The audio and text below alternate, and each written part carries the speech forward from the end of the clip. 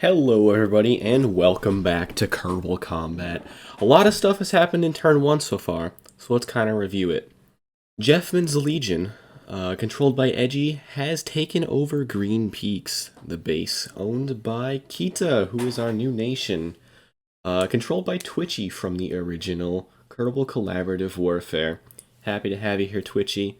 But yes, Jeffman's Legion has made a successful first strike against the Kerbals for the ethical treatment of all, and has taken Green Peaks, which is a pretty big first strike for turn 1, I must say.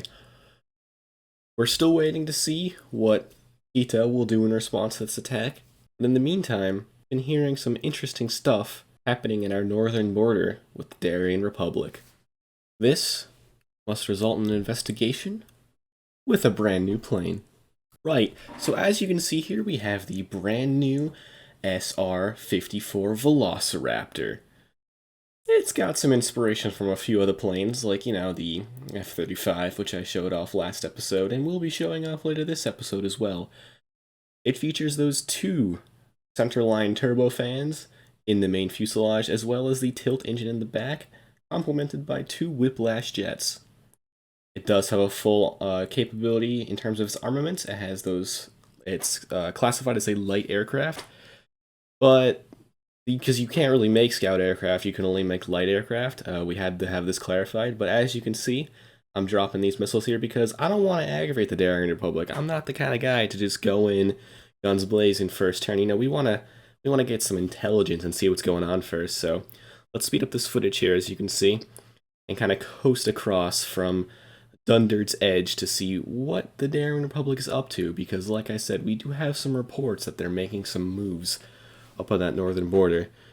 As you can see, I'm getting my camera ready here. We're going to get some good little snippets of what they're doing. This plane is honestly really good. It can fly incredibly far. Its engines are super efficient, especially at kind of that lower speed we're going. And something happened here. You'll see that kind of turned gray. We just won't worry about that. That was all fixed up. But yes, it is confirmed there is something right here, and they might have spotted us.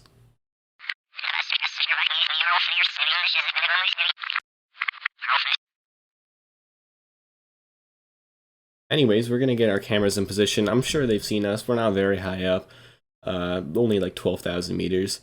But yes, we have our camera taking our picture, and as you can see, I'm turning around here.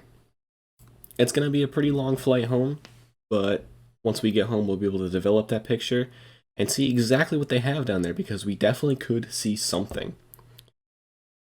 But yeah, like I said, this plane is going to become much more handy as this series goes on. I didn't really do a good job of flying it this time around, but believe me, in the future I will. It can fly incredibly high, incredibly fast. I'm limiting its capabilities right now just because I wanted it to fly in VTOL mode. It does not have to. This is kind of the limited variant of it, just for the factor of it can take off vertically and horizontally. I decided to do a vertical landing because I didn't feel like risking the fuel I had. I probably had plenty, but still, it's always good to test the conventional landings for this thing. Big lag spike as something else you can see in the future there. But yes, this was a pretty sketchy touchdown. We were going incredibly fast on this really narrow runway, but it did work out, and even though there was a lot of scary lag making me think something had blown up, it did land perfectly, and we came to a complete stop. So let's go ahead and take a look at this picture we developed. It is confirmed. They appear to have 4 ground vehicles right along the Darien Republic and Condensen border. It appears they have 2 tank destroyers, a main battle tank, and what looks like some kind of anti-air ground vehicle. So, what are we going to do with this information now that we know they're on our border? Those 2 tanks that were summoned in last turn, well, we're going to move them up from area 110011 as close as we can to Dunderd's Edge. And here they are, sitting about 45 kilometers from the airbase.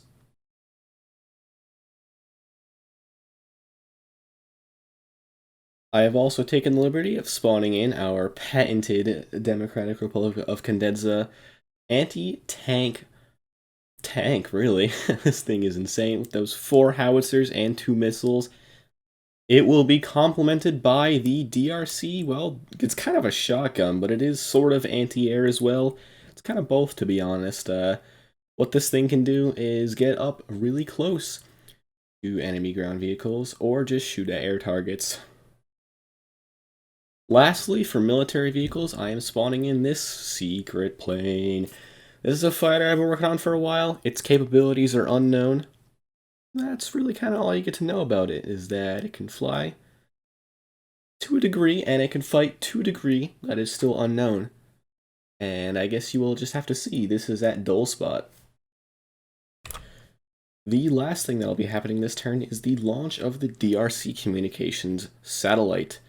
And in this, we are communicating with our neighbor, Jeffman's Legion, in order to negotiate a 5-turn peace contract. Not a Allies of War contract, nothing like that. This is just a pure ceasefire between us, because we have quite a few bases that are virtually on top of each other, and we both have other things that we want to focus on. That's going to do it for me today, guys. I hope you found this pretty enjoyable. It's a pretty lame first turn, but believe me, things are going to get pretty spicy in the turns to come. I'll see you around soon. Feel free to, hit that subscribe button, because apparently I have 200 Twitter followers, but only 100 YouTube subscribers. What's up with that, my dudes? Anyways, like I said, subscribe, and I'll see you in turn 2. Peace out.